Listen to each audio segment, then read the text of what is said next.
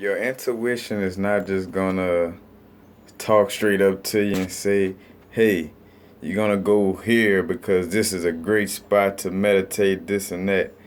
Nah, it's not gonna do that. You know what I'm saying? Happy now. Hope y'all in the moment.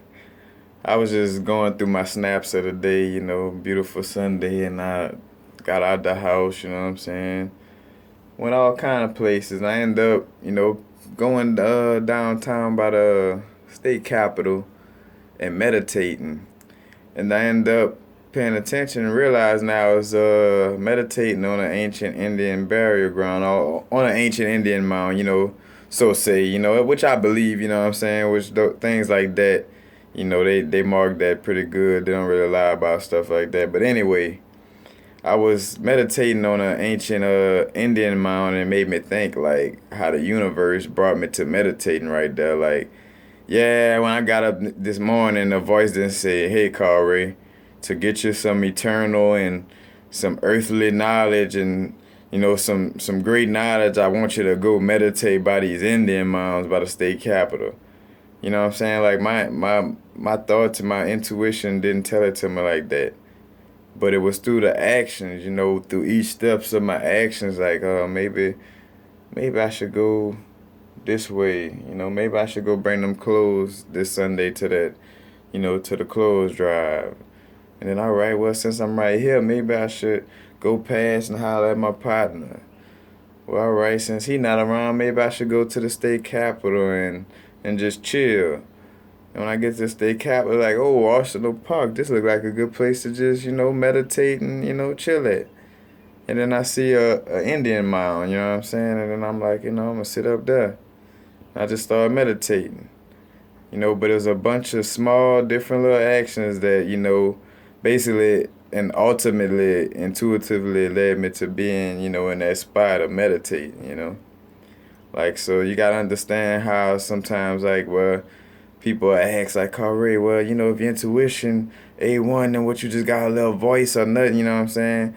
Because, I mean, even people who channel stuff, who channel entities and talk to different entities, they're not necessarily hearing an entity tell them, all right, I want you to tell everybody that this is the way you're supposed. Nah, they're not really, it's feeling like you feeling, matter of fact, to my other video about wavelengths and dimensions, like wavelengths determines the dimension, but you basically getting like, a certain little telepathic wavelength that you interpret it into, your own language or into your own speaking.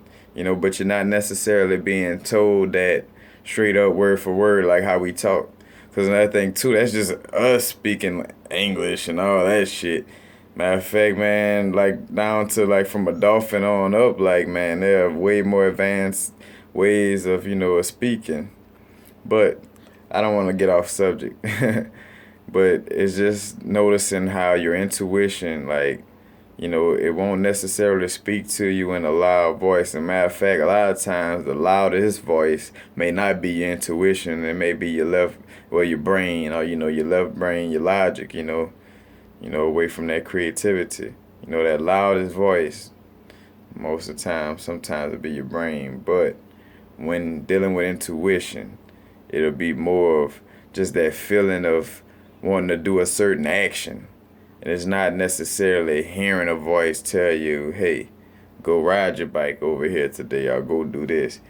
It's just you, yourself, matter of fact, the essence of source within yourself, guiding your actions, placing you, where you want to and need to be, placing you where your heart attracts you to. You know what I'm saying? Because basically, almost everything in the world that we attract ourselves to is through the vibrations, the love vibrations of our heart, like what we truly love and want, and through the vibrations of our words and actions, like what words you putting out into the universe, what spells you putting out there, and what vibrational frequencies you putting out there with your heart, that'll ultimately lead you, intuitively through decisions in life and put you in the place that ultimately you want to be. But just remember that intuition is not going to be a loud voice speaking to you, telling you directly, where all the answers at. it's gonna speak to you through through your own subtle actions and that little subtle voice from your heart that tell you, hey, go right. Instead of going left, go right. And when you turn right, you end up stumbling up on a briefcase with $1 million, which you gotta go give to the police department because it's not yours. I mean, real talk is. And then when you bring it to the police department, they're like, oh, man, you might as well keep it, man. You crazy for bringing it back. It's not for nobody. Then that blessing do come to you. But just remember, y'all, stay in the moment. Now is the vibrate. Intuitive, like intuitive knowledge, channeling, all things of that nature is not going to come in just straight up words, just outspoken words. No, it's going to come through certain wavelengths and frequencies that give you a certain vibration to make make you interpret things a certain way. So just understand that. Peace.